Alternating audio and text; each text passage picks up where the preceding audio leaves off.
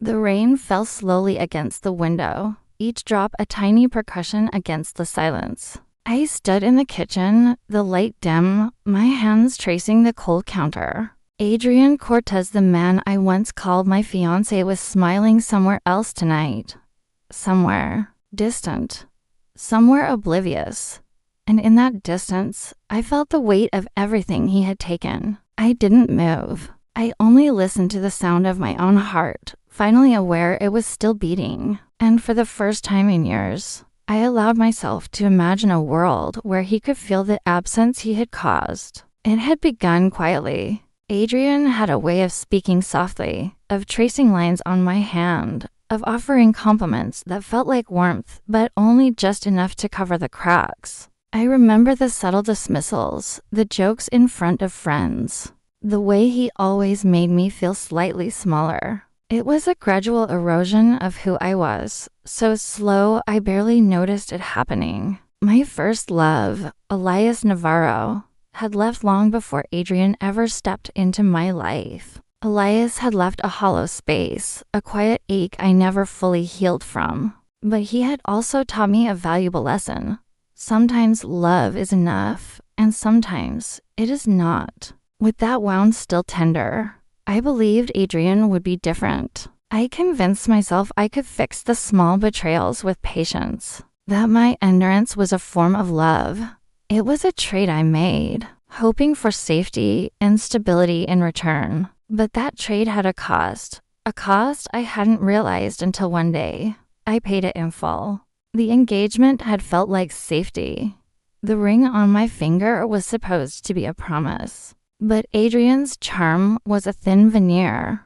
Underneath, he was a master manipulator. He dismissed my ideas at gatherings, redirected conversations to elevate himself, laughed at my missteps, and treated his apologies like currency, something to be spent, not felt. I withdrew. I spoke less. I smiled less. And in that quiet retreat, I started to remember Elias, not just the heartbreak, but the person I was when I was with him. His memory reminded me of my own courage. His absence had left a wound, yes, but it also held a space to remember who I truly was before the world asked me to disappear. My closest friend, Lucia, watched quietly from the sidelines. She had always seen through Adrian's subtle cruelty. She didn't intervene often, but she gave me small tokens of reality, a look of understanding, a hand on my arm at just the right moment, a voice of honesty that reminded me I was not alone.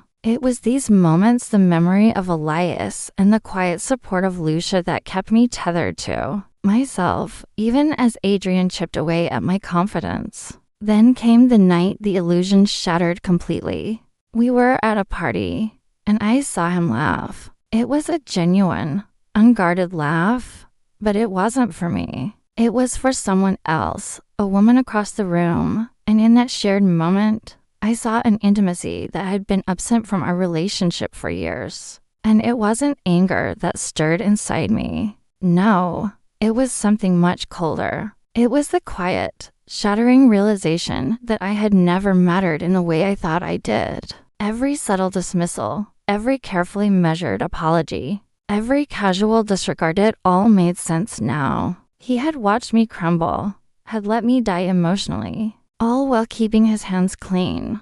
I wanted to scream, to cry, to shake him until he recognized my existence. But I just watched, and a small, vital part of me, the part that had believed love could protect me, died that night. Elias's absence echoed in my mind, a reminder of what had been lost, but also of what I had once given so freely. And yet, somewhere in that profound grief, a quiet seed of resolve began to take root. For days, I moved through my apartment like a ghost. The rain returned, tapping against the windows, mirroring the rhythm of my thoughts. I remembered Elias, the way he had looked at me, the small smiles that meant more than any grand gesture.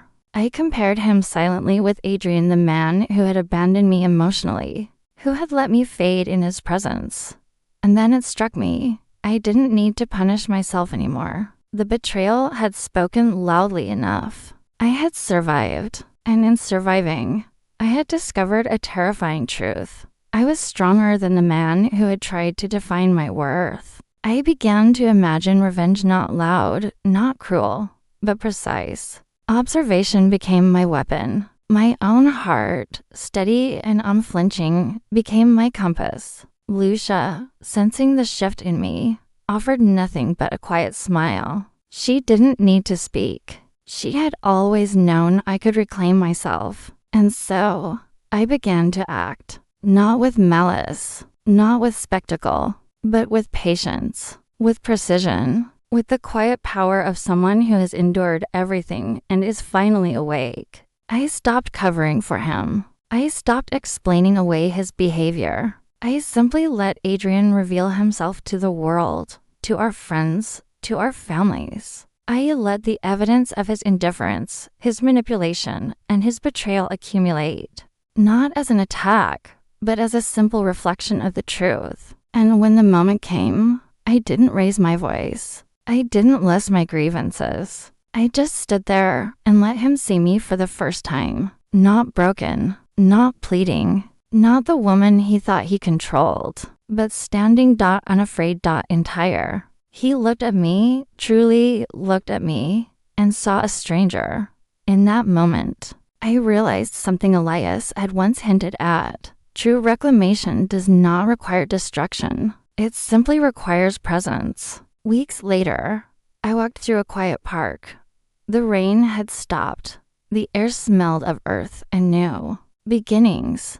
Adrian was gone from my life, not defeated, not humiliated, but irrelevant. Elias's memory still lingered, a quiet ache, but it was no longer a wound that defined me. It was just a part of my story. Lucia walked beside me, her presence a reassuring warmth, a reminder that connection could exist without compromise. I carried the weight of what I had, endured and survived not as a burden, but as a testament to myself. And I finally understood that my life did not have to be dictated by those who had tried to diminish me. I paused beneath the dripping branches, closed my eyes, and breathed. I survived the life I was given, and now I get to live the one I choose.